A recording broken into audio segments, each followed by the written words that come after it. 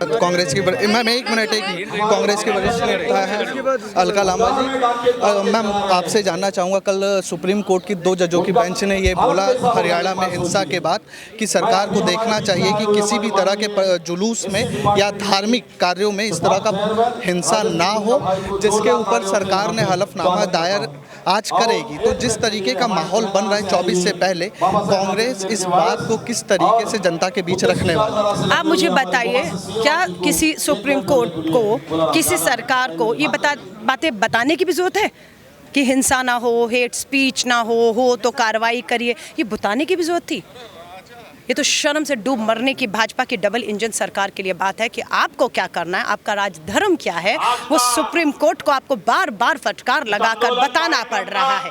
और जो उम्मीद सरकारों से की जा रही थी बेटी बचाओ के नारों के तहत, वो बेटियां मणिपुर की दिल्ली की दहलीज पर आकर सुप्रीम कोर्ट के दरवाजे पे खड़ी न्याय मांग रही हैं। उम्मीद थी प्रधानमंत्री जी संवेदनशील होंगे, बेटियों को बुलाएंगे, सर पे हाथ रखेंगे और न्याय की बात। दिल्ली अध्यादेश बिल आज संसद लोकसभा में आया है।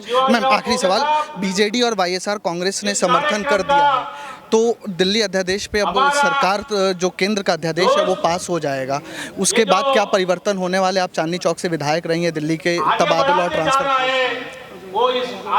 देखिए, बीआरएस को आम आदमी पार्टी के मुखिया तेलंगाना जाकर मिले, रैली भी की, वो तो इनके साथ थे, हमें तो था इनका साथ देंगे, अब उनको देखना है। लेकिन जहाँ तक कांग्रेस के ऊपर आम आदमी पार्टी लगातार सवाल खड़े कर रही थी बार बार, हमने अपनी मंशा साफ कर दी कि जहाँ लोकतंत्र की हत्या होगी, संविधान के साथ खिलवाड़ होगा, अध्यादेश के मामले से लोकतंत्र कुचला जाएगा, हम साथ में खड़े, और हम साथ में खड़े थे और खड़े हैं इस अध्यादेश के खिलाफ। लेकिन बहुमत उनके पास है, उसी बहुमत के तहत कुचला जा रहा है लोकतंत्र को, सब देख रहे हैं। बहुत बहुत धन्यवाद हमसे बात करने के लिए। ये हमारे कांग्रेस की कांग्रेस के वरिष्ठ नेता है अलका लांबा जी। मैम आपसे जानना चाहूँगा, कल सुप्रीम कोर्ट की 2 जजों की बेंच ने ये बोला हरियाणा में हिंसा के बाद कि सरकार को देखना चाहिए कि किसी भी तरह के जुलूस में या धार्मिक कार्यों में इस तरह का हिंसा ना हो, जिसके ऊपर सरकार ने हलफनामा दायर आज करेगी। तो जिस तरीके का माहौल बन रहा है 24 से पहले, कांग्रेस इस बात को किस तरीके से जनता के बीच रखने वाली? आप मुझे बताइए,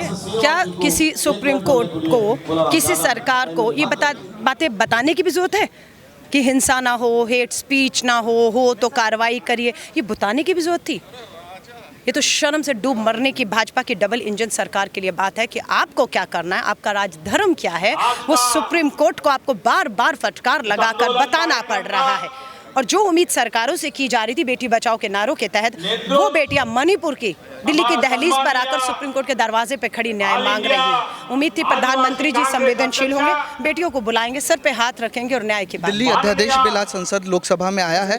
मैम आखिरी सवाल, बीजेडी और वाईएसआर कांग्रेस ने समर्थन कर दिया है, तो दिल्ली अध्यादेश पे अब सरकार जो केंद्र का अध्यादेश है वो पास हो जाएगा, उसके बाद क्या परिवर्तन होने वाले? आप चांदनी चौक से विधायक रही हैं, दिल्ली के तबादला और ट्रांसफर।